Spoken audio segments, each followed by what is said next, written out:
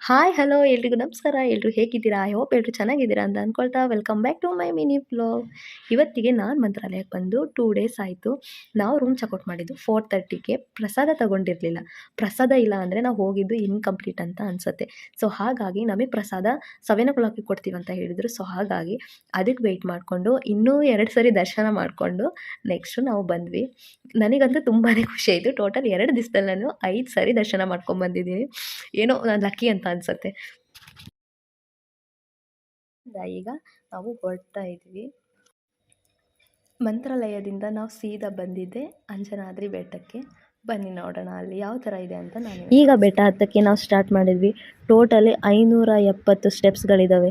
ಅದು ಹತ್ತೋ ಅಷ್ಟರಲ್ಲಿ ನನಗಂತೂ ಸಾಕಾಯಿತು. ಓಕೆ, ಏನೂ ಮಾಡೋಕ್ಕಾಗಲ್ಲ. ಆಂಜನೇಯಂಗೆ ನೋಡಬೇಕಂದ್ರೆ ಏನೇ ಕಷ್ಟ ಆದರೂ ಪರವಾಗಿಲ್ಲ, ನೋಡಲೇಬೇಕು ಅಂತ ಹೋದೆ. ನನ್ನ ಮುಂದೆ ಸಾಕ್ಷಾತ್ ಆಂಜನೇಯ ಬಂದಿರೋ ಥರನೇ ಫೀಲ್ ಅನಿಸ್ತು. ತುಂಬ ಬಿಸ್ತು ಪಾಪ, ಅವರಿಗೆ ನೀರು ಕುಡಿಬೇಕನ್ನಿಸ್ತಿದೆ. ಯಾರ ಕೈಯಲ್ಲಿ ಇರುತ್ತೆ ಬಾಟಲೆಲ್ಲ ಇಸ್ಕೊಂಡು ಚೆಲ್ಕೊಂಡು ಅಲ್ಲೇ ನೀರು ಕುಡಿತಿದ್ದಾರೆ. ಅದನ್ನು ಸ್ವಲ್ಪ ಆಟ ಆಡಿಸಿ ನೆಕ್ಸ್ಟ್ ಬಂದಿದ್ದೆ ನಾನು. ಕಲ್ಲು ಕೆಳಗಿಂದ ಹೋಗಬೇಕು. ನನಗೆ ಭಯ, ಎಲ್ಲಿ ಕೆಳಗಡೆ ಬಿದ್ದೋಗ್ತೀನೋ ಅಂತ. ಓಕೆ, ಎಲ್ಲರೂ ಹೋಗ್ತಿದ್ದಾರಲ್ಲ ಅಂತ ನಾನು ಹೋದೆ. ಫೈನಲಿ ಮೇಲೆ ಬಂದ್ವಿ. ಸುಸ್ತು, ಬಿಸಿಲು, ದಾಹ ಅದು ಮೂರೂ ಇದ್ದರೂ ಮೇಲೆ ಬಂದು ನೋಡಿದರೆ ಅವೆಲ್ಲ ಯಾವೂ ಇರಲ್ಲ. ಅಷ್ಟು ಚೆನ್ನಾಗಿದೆ, ನಿಜವಾಗ್ಲೂ ಚೆನ್ನಾಗಿದೆ. ಸುತ್ತಮುತ್ತಲು ಎಷ್ಟು ಚೆನ್ನಾಗಿದೆ ನೋಡಿ. ಎಲ್ಲಿ ನೋಡಿದ್ರೂ ಬರೀ ಕಲ್ಬೆಂಡೆ. ಇಲ್ಲಿಂದ ನೋಡಿದರೆ ಡೈರೆಕ್ಟಾಗಿ ಹಂಪಿ ಕಾಣಿಸುತ್ತೆ.